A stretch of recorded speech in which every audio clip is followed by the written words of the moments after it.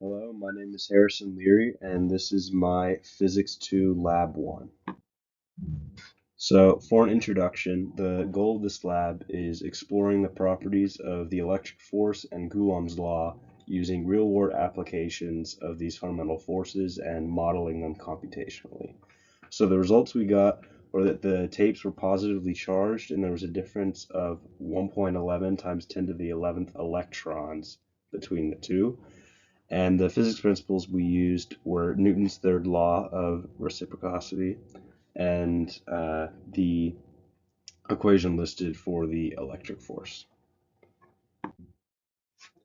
So for the data and calculations, some of the values we used, the length of tape was 0.2 meters, the width of the tape was 0.02 meters, the mass of tape was 0.000245 kilograms, and the distance of attraction, which is the distance when the two similarly charged tapes were placed across from each other and they repelled each other, that distance was 0.038 meters.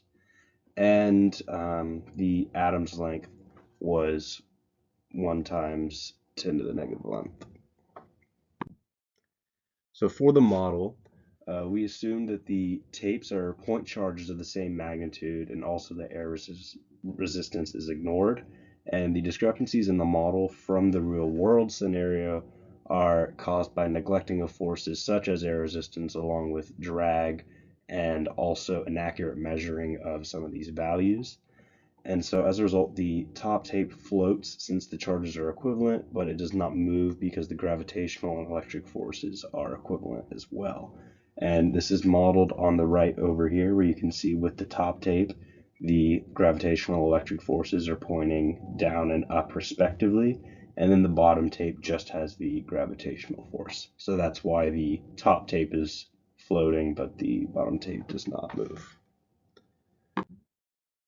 Then for the code here, I have all my constants reported. So we have the Coulomb constant, the charges of the proton and electron, the length and width of the tape, the distance repelled, the mass per length of the tape, and the length of an atom.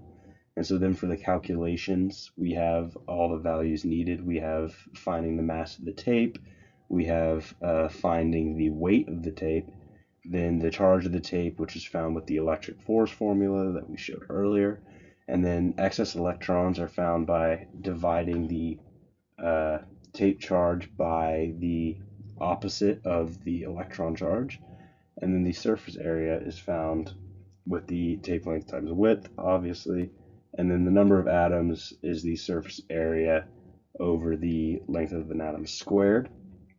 And finally, the ratio that was needed is excess electrons per number of atoms.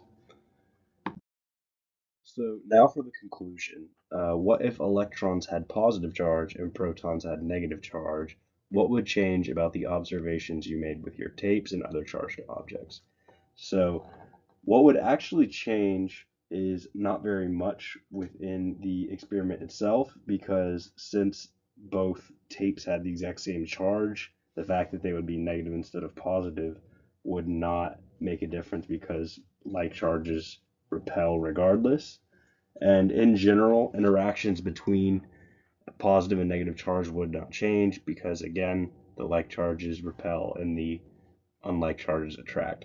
Then, for why is it important to handle the charged tapes as little as possible? What happens when the charged tapes come into contact with your hands or other objects?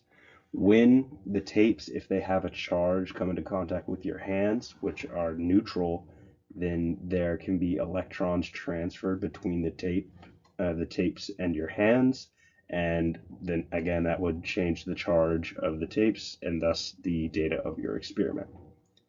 So that is all for my lab. Thank you.